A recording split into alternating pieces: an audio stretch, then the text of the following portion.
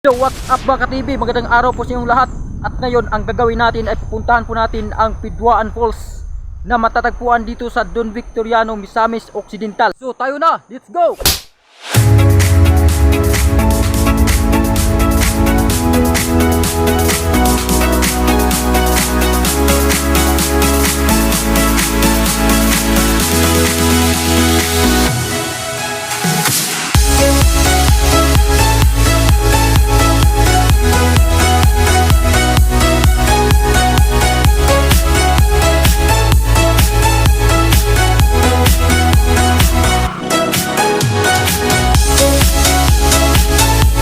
Ngayon, naglalakad nga pala tayo pupunta sa sa waterfalls.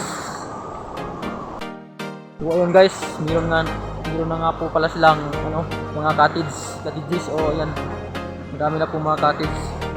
Ayan na mga ka-TV. Nakarating na din tayo sa tinatawag nilang Cortina Falls. Mga ka-TV, sabihin ko po sa inyo kung bakit nilagyan po yan ng ng cushion tip. Kasi po itong itong falls na ito ay temporary close po itong itong falls na ito. Bawal po tayo gumagala. Bawal po gumagala yung nasa malayo.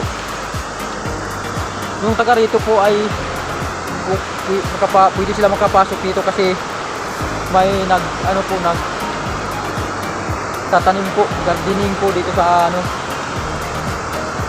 may taas. Yung mga farmers, binigyan po sila ng karapatan na makapasok dito kahit na pinagbabawal ang pagpasok dito sa lugar na ito. Yun lang po sa araw na ito mga ka-TV. Maraming salamat po at sana po paki-support po ng ating Facebook page natin. At sa susunod mga ka-TV, abangan niyo po ang mga susunod na gagawin nating mga videos. Maraming salamat po guys. Yun lang po sa araw na ito. At sana po sa hindi pa po nakapag-follow at nakapag-likes ng ating page, Facebook page, paki-likes and follow po.